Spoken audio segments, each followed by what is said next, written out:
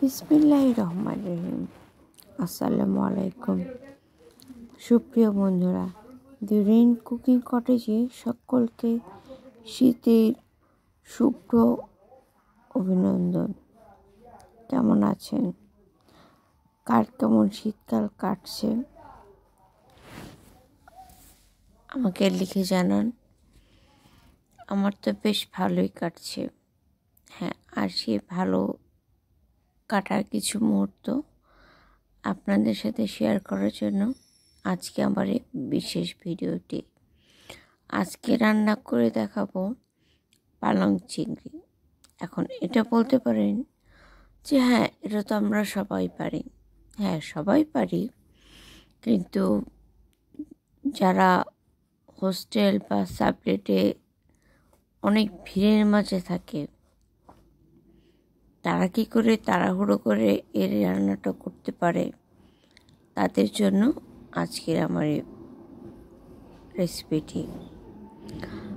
আর আমি আজকে দুটো জিনিস সিলেক্ট করেছি এই কারণ পালং শাক হচ্ছে সবচেয়ে বেশি ক্যালসিয়াম কন্টেন করে। আর স্পেশালি এটা মেয়েদের জন্য তো খুবই খুবই উপকারী, একটি প্রয়োজনীয়। কারণ একটা মেয়ের কিন্তু 35 বছর পর থেকেই তার শরীরে হাড়গুলো ক্ষয় হতে থাকে, অর্থাৎ ক্যালসিয়াম সরে যেতে থাকে। আর এছাড়া বিভিন্ন পিরিয়ডজনিত সমস্যাও থাকে। তো সেই ক্ষেত্রে দেখা যায় যে অ্যানিমিয়া বা বিভিন্ন ধরনের শারীরিক জটিলতাও দেখা যায়। আর অপরদিকে চিংড়ি হচ্ছে প্রোটিন সমৃদ্ধ একটি খাবার। তাই তো চলুন কথা না বাড়িয়ে let's start our delicious journey with the rain cooking cottage. ওই যে বললাম শুরুতেই, সাবলেট বা হোস্টেলদের সুবিধার্থে দেখুন, আমি আগে পানিতে চিংড়ি মাছ চুলোয় বসিয়ে দিয়েছি। এখানে রাঁধুনি বাটা মশলা রয়েছে, আর হলুদ গুঁড়ো, লবণ আর মরিচের গুঁড়ো রয়েছে। আর রাঁধুনি বাটার সাথে কিন্তু রসুন আদা সাথে ছিল।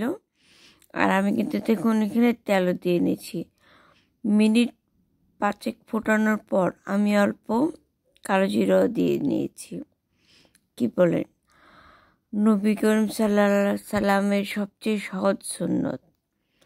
দেখুন, এটা প্রায় 5 মিনিট আঁচ দেওয়ার পর এরকম টকবকে যখন ফুটে আসবে তখন আপনি পালং শাকগুলো বেছে দিয়ে দিবেন।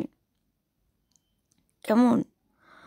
আর এই দেখুন, কাঁচা লঙ্কা, পেঁয়াজ, রসুন কুচি আমি দিয়ে দিয়েছি।